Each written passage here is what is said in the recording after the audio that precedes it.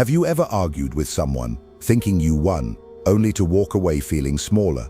You raise your voice, you defend yourself, you prove your point, but somehow your power slips through your fingers. That's because arguing doesn't make you stronger, it exposes you. It shows what gets under your skin, what you can't ignore, what you fear. Machiavelli warned that every argument is a trap. The moment you explain yourself, you place your crown in the dirt and let the other man step on it. But if you learn to hold your silence, to let others waste their breath while you keep your composure, the roles reverse. They burn energy proving themselves, while you grow heavier, harder to touch, harder to read. By the end, you'll understand why silence doesn't make you weak, it makes you untouchable. You think you win when you argue, but the truth is more brutal. Every time you let your tongue fight for you, you lose something far greater than the point you were trying to prove. You lose your aura. You lose the silence that makes others uncertain, the mystery that makes them hesitate before they dare to move against you. Arguing is not a display of strength, it is an admission of weakness, a confession that you could not control yourself long enough to let the other man drown in the weight of his own words. Every king who has ruled with iron command understood this. Once you argue, you step down from the throne of authority and enter the marketplace of chatter, where your power is priced like a common good and haggled over until it is worthless. Picture the moment a man raises his voice in defense. His tone sharpens, his eyes narrow, his hands fidget with the strain of needing to be right. Do you see what happens? In that instant, he reveals everything: his desperation, his insecurity, the crack in his armor that he was trying so hard to hide. The clever opponent doesn't need to respond in kind, he only needs to listen, to let the other man talk himself into weakness. For every word spoken in anger is a weapon turned against its wielder. Every defense offered is a silent admission that an accusation hit close enough to hurt. This is why arguing is the worst thing you can do. It transforms you from predator into prey, without the other man lifting a finger. Think of the moments in your own life where you felt you had to explain, to justify, to prove. Perhaps someone insulted your ambition, mocked your choices, or questioned your worth. You believed that by firing back, you were defending your name. But what happened? Did they walk away silenced? Or did they smile, satisfied that you had given them your energy? Understand this: the moment you argue, you elevate the other person.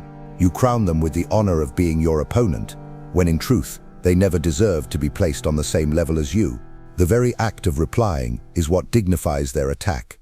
Without your response, their words die in the air, weightless, forgotten. With your response, their words become immortal, etched into the battle you chose to fight. This is the danger most men never see. They confuse noise with dominance. They think that if their voice fills the room, their power has expanded. But real power is never loud. Real power is a silence so heavy it makes others second-guess themselves. When you argue, you reveal your hand. You show what offends you, what unsettles you, what you cannot bear to hear. The enemy has only to repeat it, again and again, until you collapse under the very weight you placed on it. Imagine a general who shouts his plans across the battlefield, hoping his volume will drown out the enemy. He believes he commands respect, but in truth, he has already surrendered his advantage. The clever general never speaks. He lets the silence move his army. He lets uncertainty corrode the enemy long before the clash of swords. And yet, most people cannot bear this silence. They feel the sting of accusation, and their pride demands an answer. They tell themselves, if I stay quiet, it will seem as though I accept the insult. They are wrong. Silence is not acceptance. Silence is dominance. Only the weak scramble to prove themselves with words. The strong know that time itself will expose every falsehood, every lie, every baseless attack. When you argue, you fight on your enemy's terms. When you refuse, you force them to fight shadows. Which is harder, to wrestle with a man standing before you, or to wrestle with the silence of one who will not be moved? It is the silence that gnaws at the mind, that keeps a man awake at night, replaying his own words until he begins to doubt himself. So ask yourself, why do you feel the need to argue? Is it because the truth is not enough on its own? Or is it because you fear the judgment of others if you remain quiet? This fear is the leash that keeps most people chained to endless conflict. They cannot tolerate the thought that someone, somewhere, might think poorly of them. And so they spend their lives defending themselves to ghosts, defending their reputation to people who will never matter. defending their choices to those who never had the strength to choose for themselves. This endless arguing is not a fight for honor. It is a slow suicide of authority. Every word spent in defense is another coin taken from your treasury of respect. If you want to understand why arguing is the worst thing you can do, you must first recognize what power truly is. Power is not having the loudest voice in the room. Power is when others hesitate to speak in your presence because they do not know how you will respond, or if you will respond at all. The uncertainty is your weapon. The ambiguity is your fortress. Once you argue, you tear down those walls with your own hands. You invite others to see you not as a figure above them, but as one of them, desperate to be understood, desperate to be believed. The man who argues makes himself small. The man who refuses becomes untouchable. And here lies the first truth you must carry with you. Every argument is a trap. It lures you with the promise of victory, but even when you win, you lose. You lose the silence that made you formidable. You lose the mystique that kept others cautious. You lose the strength that comes from needing nothing, proving nothing, defending nothing. The man who masters this truth rises above the chaos of constant conflict. He lets others waste their breath, while his silence grows heavier, more commanding, more feared. But this is only the beginning, for silence itself has levels, and those who know how to wield it can transform from being respected to being untouchable. In the next step, you will see why this silence is more than absence of words. It is the very essence of dominance, and this is why men who argue are forever trapped in the lower games of power. They cannot resist the urge to prove themselves, and so they spend their energy where it brings no return. But the man who knows how to hold his silence ascends to a higher arena. He understands that the more he refuses to wrestle with words, the more those words sharpen themselves into weapons that cut their speaker instead. When an enemy throws insults, silence makes the echo unbearable, as if the insult rebounds and lands heavier on the one who cast it. The crowd may laugh at first, but as your silence stretches, their laughter fades. They begin to ask, if you are so calm, so unmoved, could it be that the insult was false all along? In this way, without saying a single word, you win the judgment of the very audience your enemy hoped to turn against you. This principle is not confined to insults alone. Think of debates, of arguments over ideas, where men seek victory through logic and evidence. The masses believe such contests reveal truth. But Machiavelli knew better. They only reveal desperation. The more a man piles reasons upon reasons, the more he shows that his initial claim was too weak to stand on its own. A strong truth does not need defenders. It casts its own shadow, commands its own respect. The statesman who argues to defend his policy shows that his command is not enough. The general who explains his strategy to silence his critics shows that his authority is fragile. The leader who refuses to argue, who merely states and acts, leaves no space for dissent to grow. His silence is not absence, it is presence magnified. Do not confuse this with weakness. Silence in the face of attack is not retreat, it is ambush. It is the art of letting your opponent advance too far, exposing himself, believing he has gained ground, when in truth, he has wandered into the trap you set by refusing to meet him on his chosen field. Watch carefully the men who always have a rebuttal, always need the last word, always rush to correct. They seem confident, but they are slaves, slaves to every voice that dares to provoke them. A single whisper can command their energy, pull them from their composure, and make them spend their fire on matters that do not matter. The man who remains silent, who lets their whispers dissolve into the air, shows that no one commands him. He reserves his fire only for battles that decide empires. But silence alone is not enough. You must learn how to hold it. Too often, men remain quiet, but their faces betray them. They frown, they flinch, they shift with discomfort, and the silence becomes empty, fragile, transparent. True silence requires composure so complete that it becomes its own form of communication. Imagine a council where voices rise in dispute, arguments collide, and the room burns with tension. If you remain still, if your face does not flicker, if your eyes reveal nothing, then your silence becomes thunder. The louder they shout, the more your stillness weighs upon them. Soon, their words begin to falter. They feel the imbalance. They realize they are fighting ghosts, swinging at shadows, bleeding energy into nothing. In that moment, you have already won. Now imagine the transformation in your own life if you mastered this art. Every time someone provoked you, you would not rise to their bait. Every time someone tested your patience, you would not lose your composure. Instead, you would let their energy consume itself, while yours remained intact. How many conflicts would dissolve before they even began? How many enemies would exhaust themselves trying to draw you into fights you refused to dignify?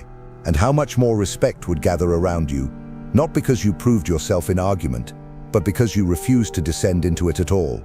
Men would begin to whisper that you were different, that your silence meant more than their words.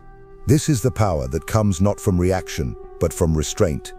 But do not mistake this restraint as easy. It is the hardest discipline to master. Every instinct will scream at you to answer back, to prove yourself, to protect your pride. Yet pride is a chain, and those who are bound by it can always be pulled into battle. The one who cuts the chain, who learns to let go of the need to be right in the eyes of others, becomes dangerous. For what weapon can be used against the man who cannot be baited? What victory can be claimed over the man who will not step onto the battlefield of argument?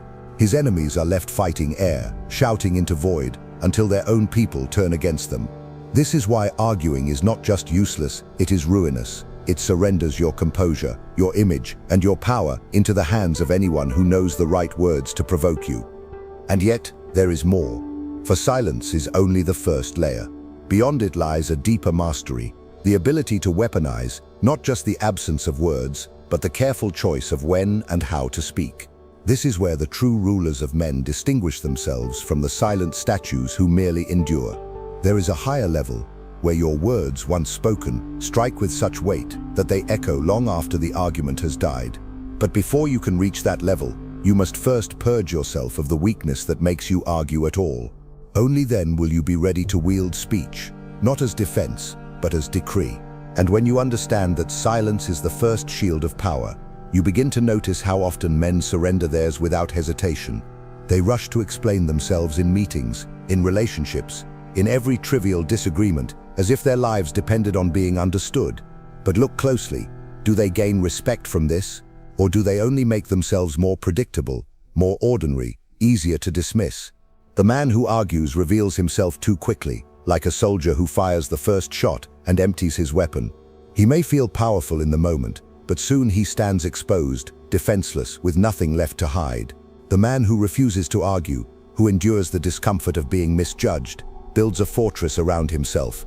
He forces the world to guess at his motives, to question his strength, to fear his unpredictability. This is why silence, though it feels like inaction, is the highest form of action.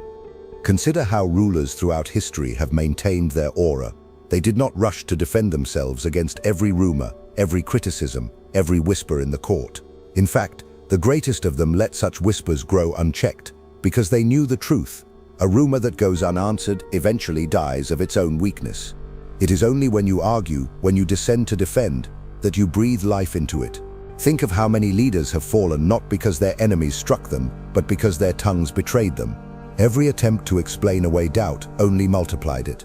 Every rebuttal meant to protect their honor only exposed its fragility. Power is not in words, it is in the refusal to spend them cheaply. This is why you must begin to detach your pride from the need to be right in the eyes of others. Do not let your sense of self be so fragile that a mere insult shakes it. Do not let your dignity be so cheap that it must be defended with explanations. If your worth can be diminished by the words of another, then your worth was already weak. But if you remain silent, if you refuse to argue, then every insult thrown at you crumbles into dust. Others may think you are arrogant, but arrogance in silence is far more powerful than humility in argument. For the silent man leaves room for imagination, and imagination is always more dangerous than reality. When others cannot pin you down, they inflate you into something larger, something untouchable, something to be feared. This is the psychological warfare most never master. They believe that communication is about speaking, when in truth, the highest communication is about what you withhold. When you argue, you tell the world your weaknesses, what bothers you, what offends you, what you cannot tolerate. When you remain still, you tell the world nothing, and in that nothing, they project everything. Some will believe you are confident, some will fear that you are plotting, some will imagine you are above their level entirely, and all of them will be forced to carry the weight of their own interpretation. Meanwhile, you remain untouched, while their own thoughts corrode them from within. This is the subtle cruelty of refusing to argue. You make your enemies fight themselves. But understand, this silence is not just about defense. It is also the foundation upon which greater power is built. When you train yourself to resist the urge to argue, you cultivate patience. And patience is the soil from which strategy grows. The man who argues cannot strategize, because his mind is consumed with the present conflict. The man who refuses to argue remains free to plan, to calculate, to position himself for victories that matter. Silence conserves energy. Argument wastes it. This is why those who argue endlessly remain exhausted, bitter and powerless, while those who remain composed rise above them, rested, focused, untouchable. Every time you refuse an argument, you are not losing, you are saving. Saving strength, saving composure, saving the image that will terrify your opponents when you finally choose to act. And here is the promise you must hold to. If you master this art, you will discover that the world begins to treat you differently. Where once you were dragged into every quarrel, now you will be the man others hesitate to provoke. Where once you felt the need to prove yourself, now you will walk with the calm of one who has nothing to prove. You will become heavier in presence, sharper in perception, harder to read, harder to touch. And as this transformation deepens, you will be prepared to step into the next level of mastery, where silence is no longer mere restraint, but a weapon you can shape, direct and unleash with precision. For silence, when wielded properly, can bend entire rooms, break enemies without confrontation, and crown you with an aura that no argument could ever buy. That is where we go next. And this is where the silence you once saw as passive becomes your most active weapon. It is no longer the absence of words, but the deliberate presence of power. Imagine a room where voices collide, each man desperate to dominate with arguments, their energy spilling everywhere, messy and uncontrolled. Now picture yourself in that same room, silent, composed, watching. Do you understand what happens? The others exhaust themselves. They bleed their authority with every wasted syllable, and then they turn to you. They want to know where you stand, what you think, whether you agree or dissent. Your silence has pulled them into orbit. You did not fight for attention, yet they gave it to you. This is the paradox. When you argue, you chase power away. When you refuse, power chases you. Think of silence as gravity. The louder others become, the more their words scatter, weightless. Your silence, on the other hand, condenses, becomes denser, heavier, until the room bends toward it. This is why men of true command rarely speak, not because they lack ideas, but because they understand that the less they say, the more each word is worth. To argue is to flood the market with cheap currency. To remain silent is to preserve scarcity, and scarcity is value. When at last you decide to speak, your words strike like gold in a world drowning in counterfeit. They are not questioned, because their very rarity makes them too valuable to dismiss. And here lies the lesson. The man who cannot resist arguing will always dilute himself, while the man who waits, who withholds, multiplies his worth with every moment of silence. Consider the enemy who tries to bait you into argument. He hurls accusations, knowing that if you respond, he has won. But what happens when you give him nothing? He grows louder, more desperate, because silence is unbearable to the insecure. They cannot live in the void. They must fill it, and the more they fill it, the more ridiculous they become, until they unravel by their own hand. This is the art of making others reveal themselves, without you lifting a finger. The weak man argues, the strong man observes. The weak man spends himself. The strong man lets others bankrupt themselves. The weak man tries to prove. The strong man forces others to assume. This difference is the foundation of dominance. And do not underestimate how your silence shapes perception. People are not logical creatures. They are emotional ones. They are swayed not by facts, but by impressions, by atmosphere, by the invisible weight of presence. When you argue, you reduce yourself to logic, to evidence, to mere words. When you refuse, you become an impression, a mystery, a figure others cannot fully grasp. And men do not fear what they can explain, they fear what they cannot. This is why leaders who spoke little were revered as gods, while those who argued endlessly were mocked as politicians. Your silence allows others to project greatness onto you, while argument forces them to see only your humanity. Which do you think commands more loyalty, more fear, more respect? And here is where the transformation deepens. Once you learn to resist the urge to argue, once you taste the power of silence, you begin to see opportunities others miss. Every insult, every provocation, Every attack becomes not a threat but a stage. You realize that your enemies are not defeating you, they are performing for you. They are spending themselves into emptiness while you stand untouched, your silence growing heavier with every wasted breath they throw into the void. And when, at last, you decide to speak, your words fall with such precision, such weight, that they feel less like replies and more like verdicts. You are no longer part of the debate, you are the judge who ends it. But you must be warned. The temptation to argue never fully disappears. The need to defend yourself is the last weakness men abandon. Every time you master it, life will test you again. Someone will insult you in front of others, daring you to break your composure. Someone will question your authority, daring you to prove it. And in those moments, your silence will feel like suffocation. You will crave the relief of words. But if you give in, if you break, you surrender everything you built. Power requires restraint, and silence is its highest form. Master this, and you become untouchable. Fail, and you return to the noise of ordinary men. And so the choice lies before you. You can continue arguing, spending your energy on battles that prove nothing and cost everything. Or you can rise above, holding your silence until it hardens into a weapon sharper than any word. This is the path that turns ordinary men into rulers, and rulers into legends. But silence has more than one shape. It can defend, it can command, and it can also destroy. In the next step, you will see how silence, when sharpened, becomes not just protection but attack, an invisible dagger that cuts deeper than any argument ever could. And now we step into the realm where silence is no longer merely a shield but a blade. It becomes the weapon you wield deliberately, not by chance, not by accident, but with precision. When you withhold words at the exact moment others expect them, you do more than confuse, you wound. Imagine a man who insults you in public, fully expecting your defense. He wants your fire, he wants the duel, he wants the spectacle, and yet you give him nothing, not even a flicker of recognition. The crowd shifts uncomfortably. They wonder if you dismissed him as beneath you, or if you saw through him so completely that he was not worth your attention. That uncertainty eats him alive. He wanted battle, you gave him exile. He wanted to be your equal, you denied him even that honor. This is not silence as retreat, it is silence as execution.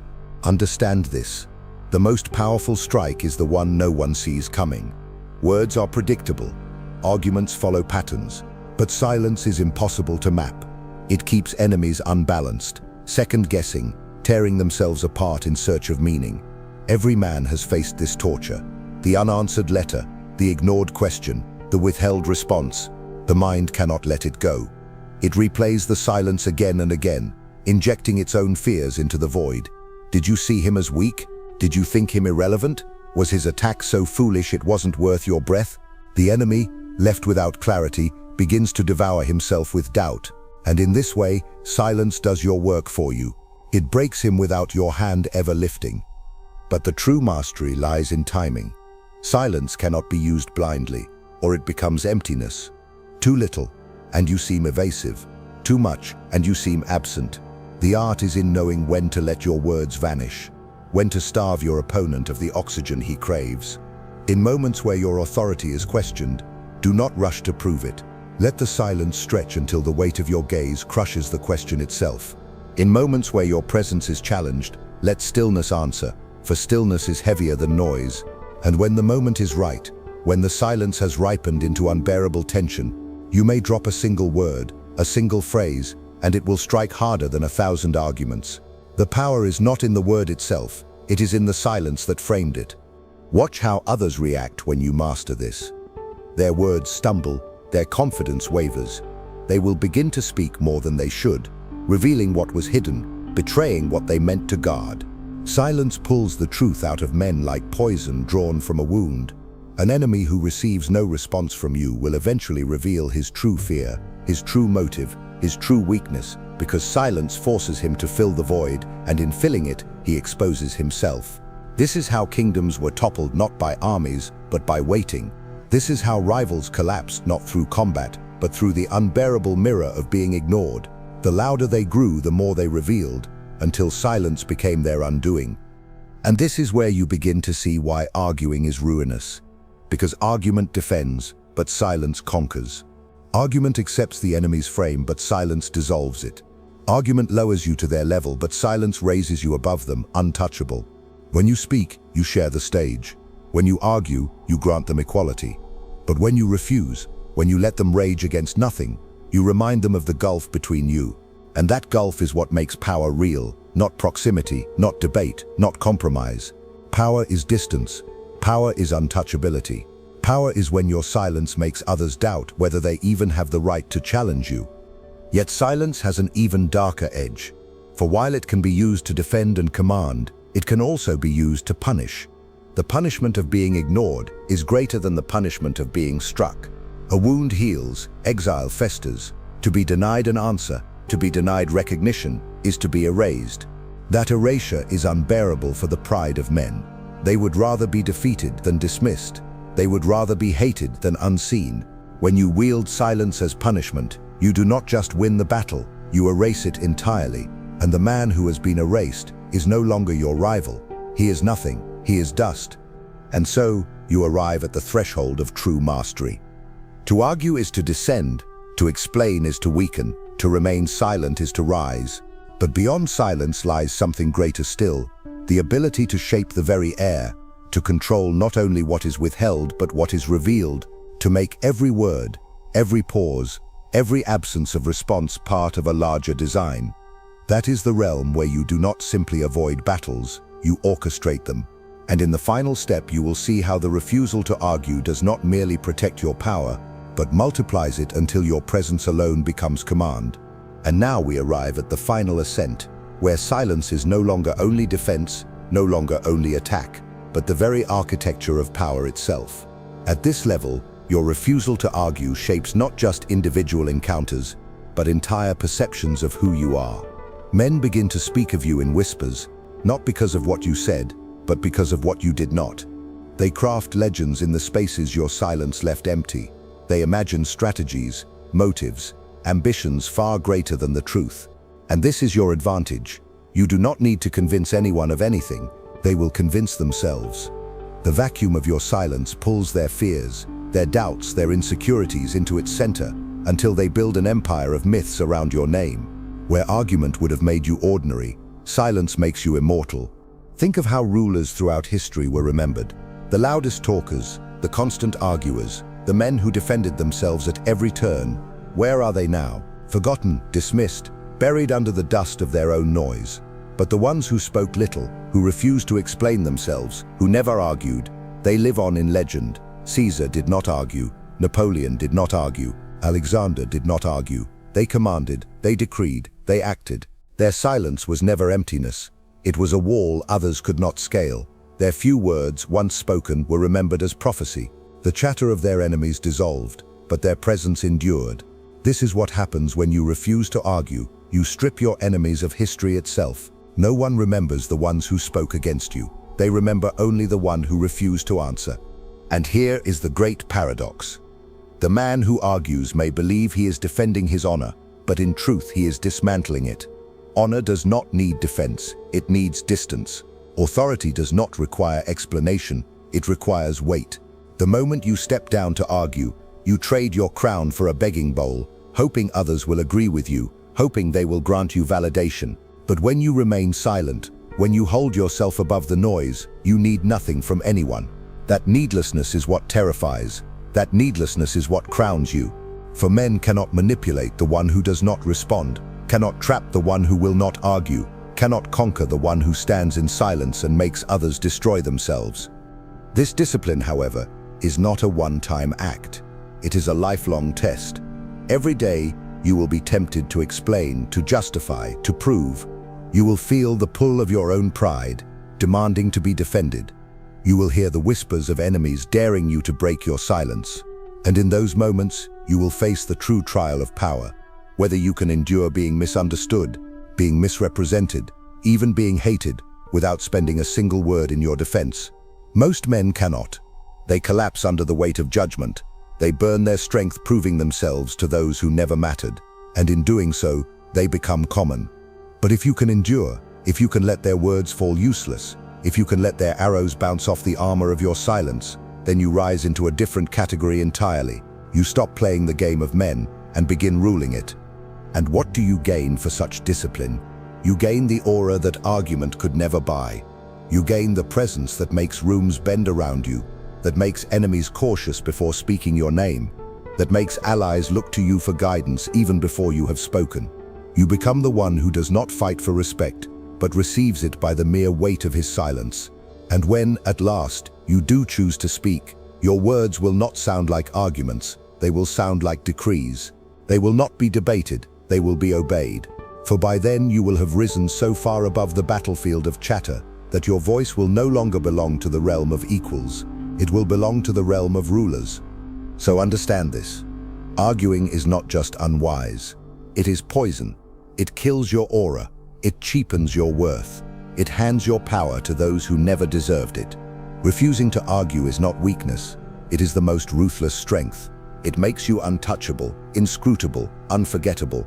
Master this, and you will no longer need to prove yourself. You will no longer need to defend yourself. You will no longer need to waste your fire on those beneath you. You will become the figure others cannot reach, cannot predict, cannot diminish.